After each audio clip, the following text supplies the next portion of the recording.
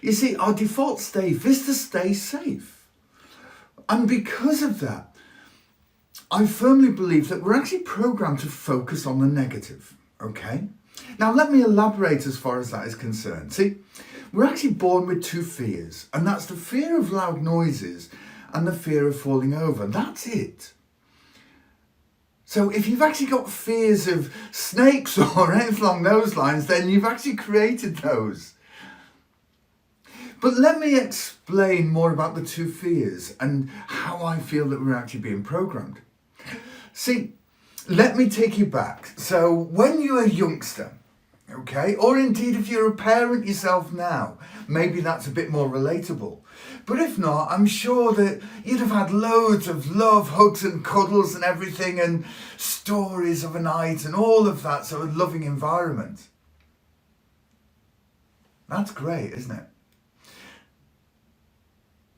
But as you became a bit more expressive in life and doing what kids do and started to, try things out and be inquisitive. Now, if your parents or significant other felt that you were putting yourself or indeed other people in danger, then they needed to change your pattern. They needed to change what you were thinking about and gain your attention, didn't they? Or if you're a parent now doing that, don't you? So how does that normally happen? Well, it depends on the situation that you're in, obviously, but if it was perceived that you or someone else was actually in danger, they need to gain that attention quickly, don't they? And how do they normally do that? It's normally with a raised voice and an awful lot more assertive when they do that. Does that relate? See, while the parent, significant other are actually doing that from their protective element, if you will. See, as far as the little one is concerned, that resonates as a loud noise and a fear. Then what happens? You go to school. Now, how many times did a teacher come into your class and say, hey, really well done, guys, great week this week? Yeah? Okay, for most people, it's not often. It's more likely that a teacher came into the class and gave the class an absolute rollicking. But when they do that, when you think about it,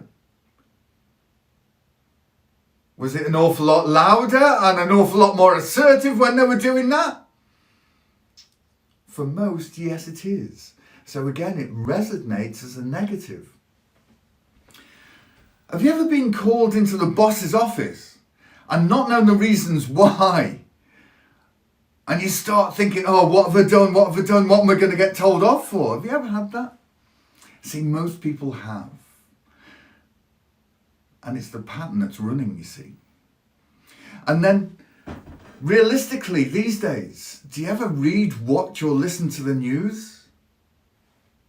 How many happy stories do you get?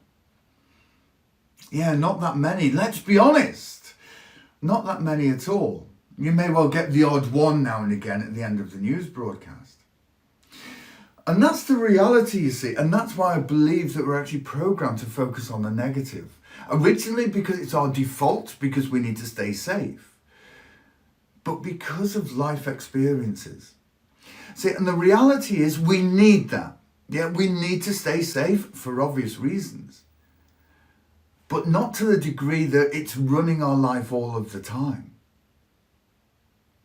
So what I'm going to do